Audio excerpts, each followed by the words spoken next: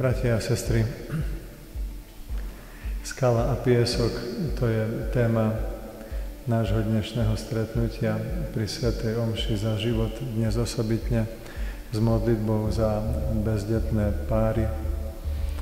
Skala a piesok boli spomínané dnes v Evanjeliu ako protiklady. Dobrý základ, slabý základ.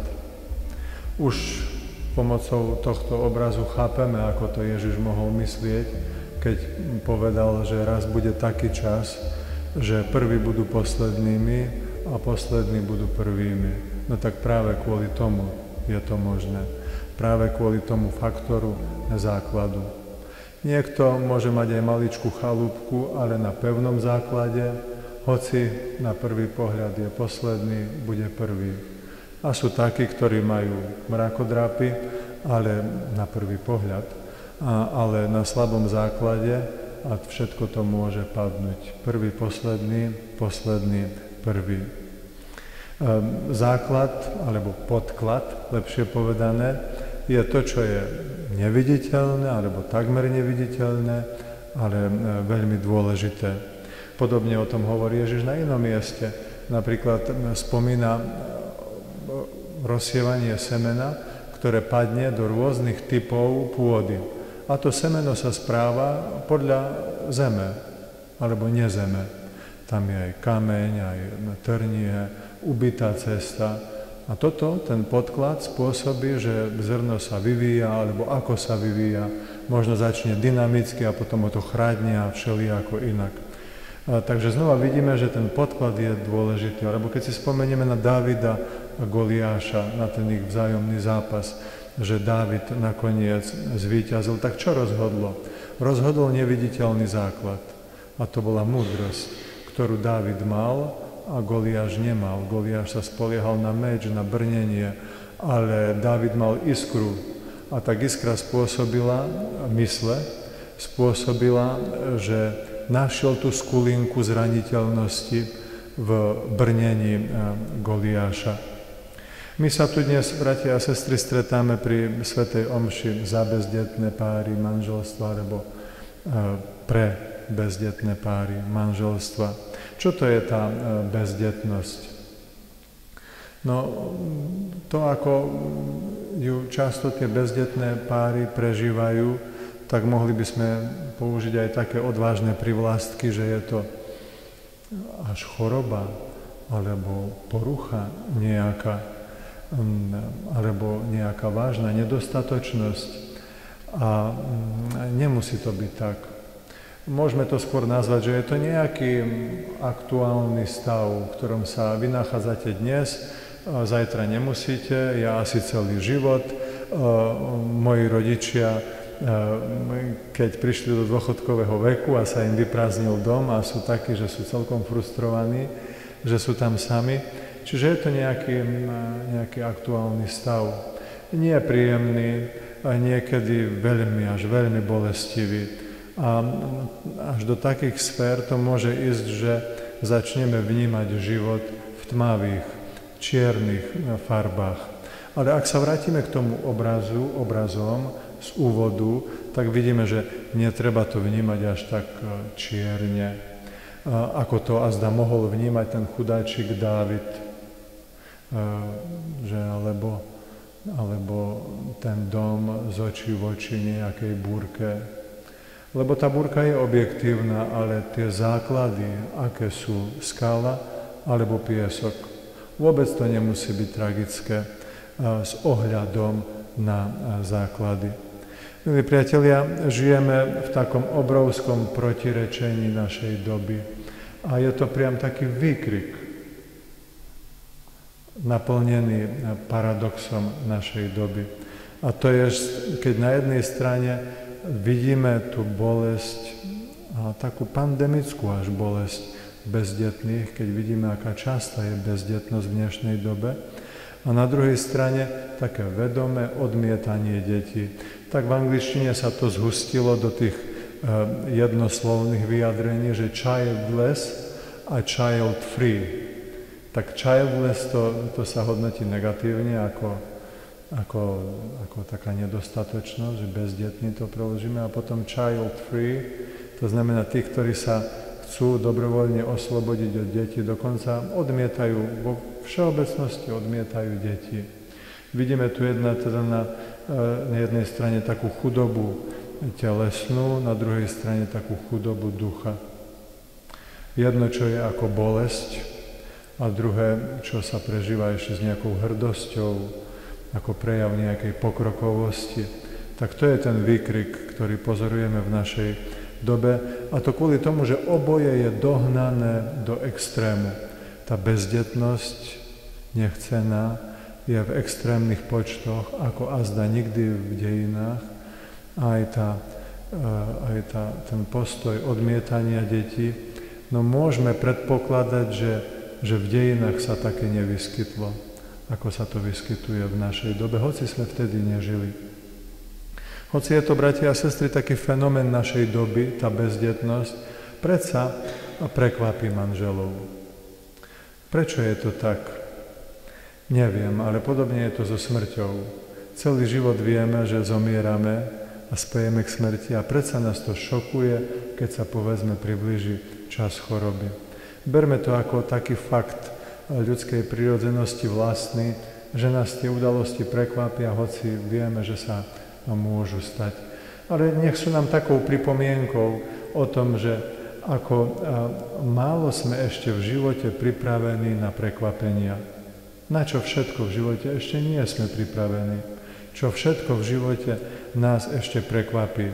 Ak nás toto a hento prekvapilo, no to si ešte počkajme, čo všetko ešte v živote nás prekvapí. Možno aj to, že počneme.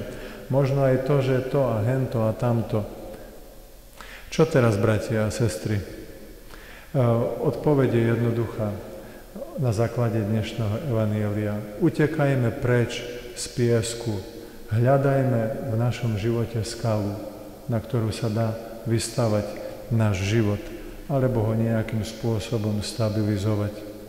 S ohľadom na bezdetné manželstva dovolím si ponúknuť niekoľko takých úvah, čo to znamená postaviť život na skalu a utekať od piesku. To prvé, čo by som chcel zdôrazniť, je to, čo v negatívnej podobe sa nachádza v knihe Genesis v 30. kapitole, keď tá bezdetná Ráchel sa raz vyjadrila voči svojmu manželovi Jakubovi: daj mi deti, lebo ak nie, tak zomriem. Je to výkrik zúfalej ženy, ktorá sa cíti zahanbená v porovnaní s druhou Jakubovou ženou Líou alebo Leou. Je tu na jednej strane vyjadrená bolesť, ale čo je tu ešte za tým? Je tu také psychické vydieranie na toho Jakuba. Ak nie, ak mi ty nedáš deti, ja zomriem. A Jakub jej na to hovorí: čo, ja som Boh? Čiže vidíme, že Jakub sa bráni. Berie to osobne. Čo, ja som Boh, že ty mne toto hovoríš, že toto a toto?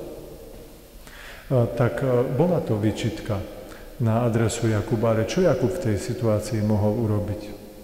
Ten piesok našich manželstiev, milí bratia a sestry, môže byť to, že sa navzájom v manželstve obviňujeme, že hľadáme vinníka, a keď ho nájdeme, tak potom mu nedáme spať, dáme mu to poriadne pocítiť. Dnes tomu samozrejme ešte napomáha aj medicína. Tá je niekedy ako keby asistent k tomu, aby sa v manželstve hľadal vinník. Ja to tak počúvam od tých manželov, ktorí sa tak mimochodom vyjadria: ja nemám problém, to ona má problém, to on má problém, tak sa všeobecne vyjadria o nejakej medicínskej záležitosti, to ja nemám problém, to on má problém a podobne. Tak tento postavenie sa na skalu v tejto situácii znamená: žijme náš manželský sľub. To znamená, ja sľubujem tebe, že ti budem verným manželom, ťa nikdy neopustím, v šťastí, v nešťastí, v zdraví aj v chorobe. Vidíte, tam bola povedaná tá bezpodmienečná láska. A opakom toho je hľadanie vinníkov. Samozrejme, že aj to hľadanie viníkov je falošné. Veď predsa ako môžeme o niekom povedať, že len ten je chybný na úrovni telesnej, duševnej, hociakej, tak však každý je trošku chybný a dopredu sme vedeli, že ideme do manželstva ako dvaja nedokonalí ľudia napokon na úrovni duchovnej aj telesnej. Takže žiť manželský sľub, to znamená milovať bezpodmienečne.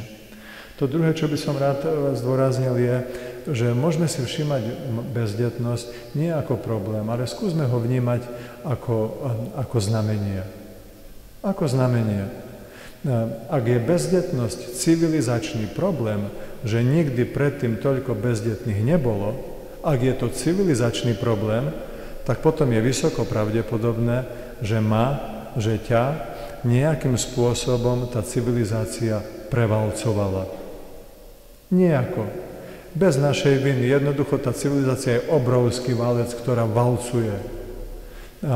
A možno, že aj mňa prevalcovala.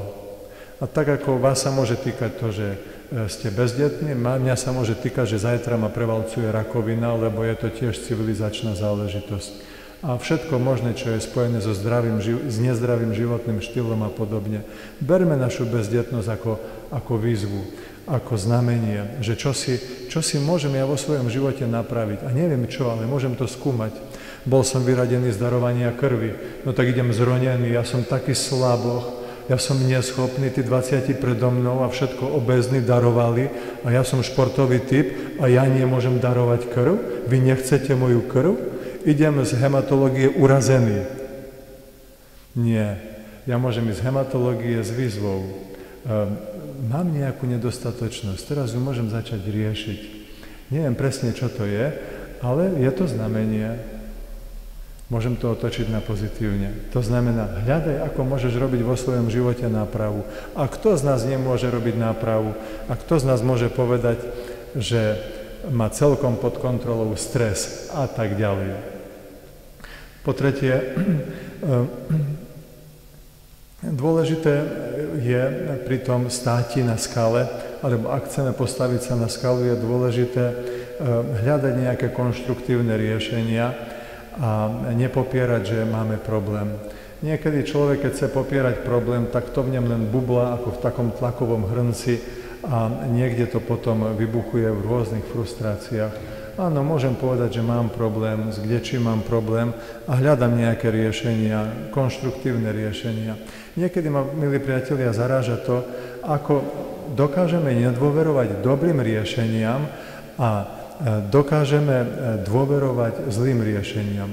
Je to pre mňa šokujúce, ako človek vyskúša 5 celkom zlých riešení a nevyskúša ani jedno dobré riešenie, hoci sa mu núka, lebo má v sebe nejakú takú nedôveru, že aj toto by mohla byť cesta.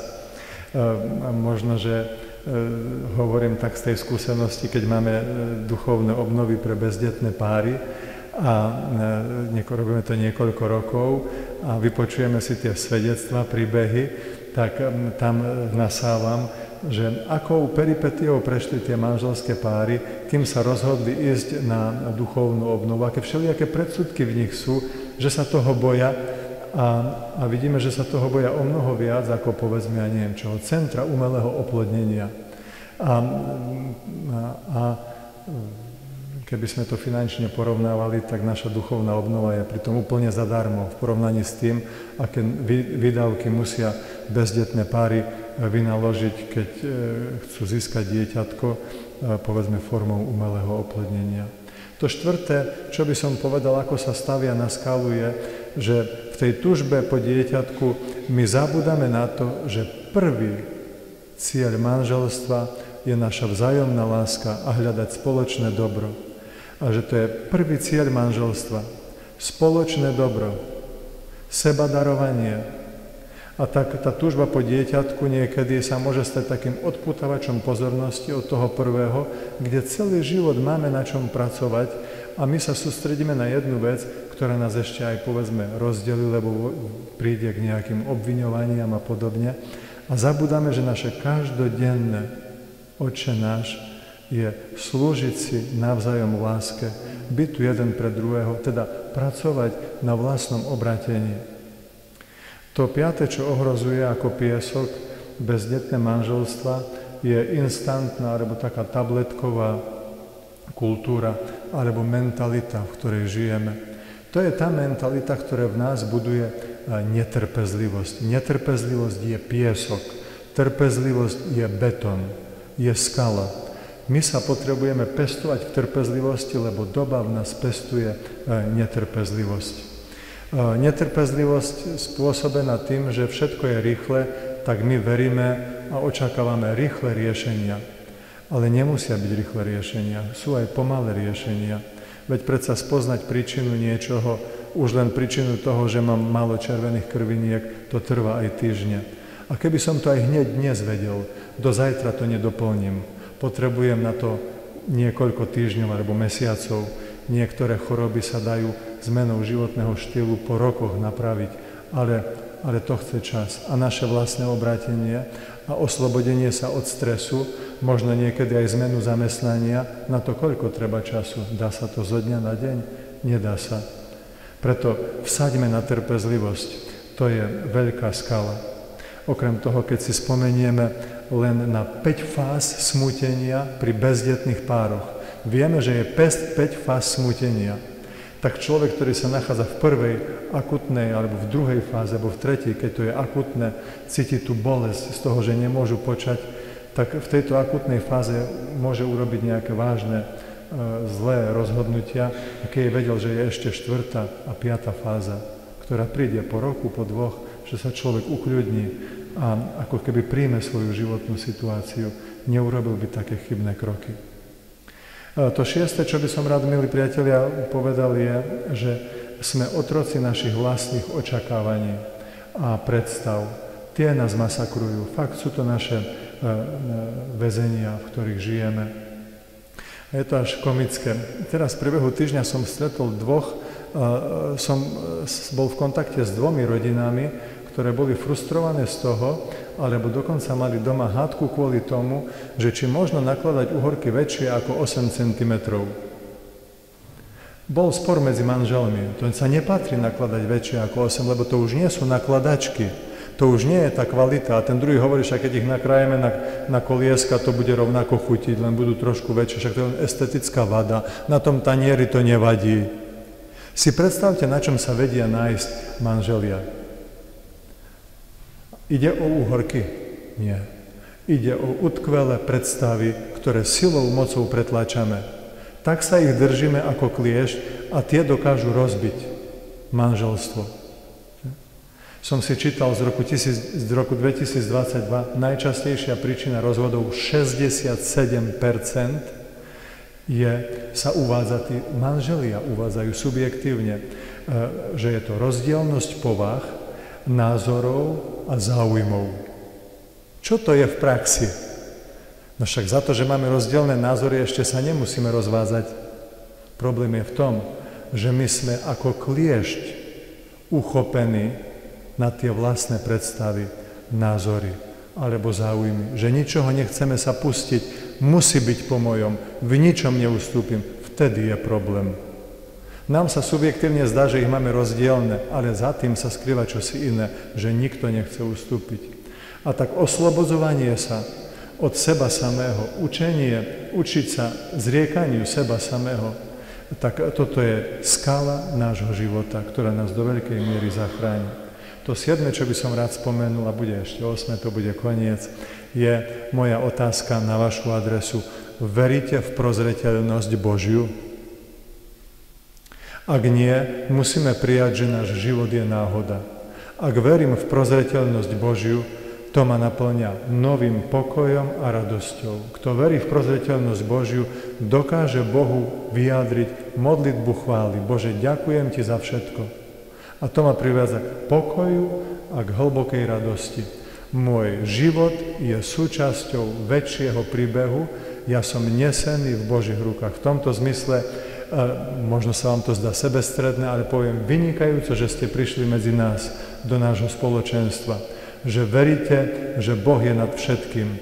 A tým, že tu prijímate tú ponuku, že sa budeme nad vami modliť, tým vlastne vyznávate, že váš život je súčasťou väčšieho príbehu. Vy nie ste náhoda, máte všetky vlasy na hlave spočítané. Nič sa vo vašom živote nezmení navonok, ale vaše vnútro sa upokojí. A napokon rád by som sa dotkol zakázanej témy, už pomaly zakázanej témy, keď sa stretneme s bezdetnými pármi, a totiž adopcia dieťaťa. No zámerne to hovorím, že už je to zakázaná téma, lebo tak je to naznačované a tak hovoria aj, povedzme, že odborníci, že liečbou na bezdetnosť nemôže byť adopcia. Adopcia nie je pre každého. Ale má z toho vyplývať, že o nej nemáme hovoriť. Adopcia nie je liekom na bezdetnosť, absolútne, ale netvárme sa, že nemôže byť. Prečo by sme o nej nemohli spomenúť ako o jednej alternatíve? Chcem o nej hovoriť v tom zmysle, v akom ju skúsujem z bežného života, a totiž stretám rodičov, ktorí sú náhradnými rodičmi, predtým boli bezdetní, teraz majú cudzie dieťa prijaté za svoje a s prekvapením zisťujem, že títo náhradní rodičia sa dištancujú od akcií, ktoré robíme pre bezdetné páry. Predstavte si, oni už sa necítia bezdetní. A prečo však sú bezdetní? Nie, oni už sa neidentifikujú s bezdetnými. Teda nemôže byť na tom čosi pravdy, že tá adopcia, prijatie dieťatka mení našu životnú situáciu, nás nejakým spôsobom stabilizuje alebo uvádza do nejakého nového stavu, takého stavu, že sa už človek neidentifikuje s bezdetnými. Nie je to životný posun? No tak dovolujem si vám to ponúknuť aspoň ako možnosť. Nech je to len 1%, že aj toto môže byť cesta k tomu, ako život svojej bezdetnosti postaviť na istý druh skaly. Bratia a sestry, dnes sme mali úvodnú modlitbu do svätej omše. Bože, v Tebe má rodinné spoločenstvo svoj pôvod a pevný základ. Krásne vyjadrenie. V Bohu má rodinné spoločenstvo pevný základ a k tomu pevnému základu sme dnes na novo pozvaní. Boh môže byť pre nás základom v tom zmysle, že je nám svetlom, že je nám útechou, že v nás buduje potrebné čnosti, ako napríklad spomínaná trpezlivosť alebo zriekanie sa seba samého, že nás naplňa duchovnou radosťou, z ktorú nám nikto nemôže zobrať, alebo takým pokojom, o ktorom svet nemá ani tušenia. Keď sa zverujeme Bohu, tak otvárame sa budúcnosti s dôverou, že Boh tajúplne používa a spriada nitky nášho života, takže sme stále vystavení novým prekvapeniam.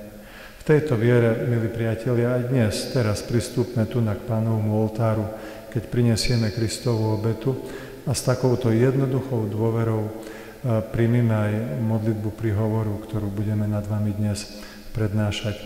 Amen.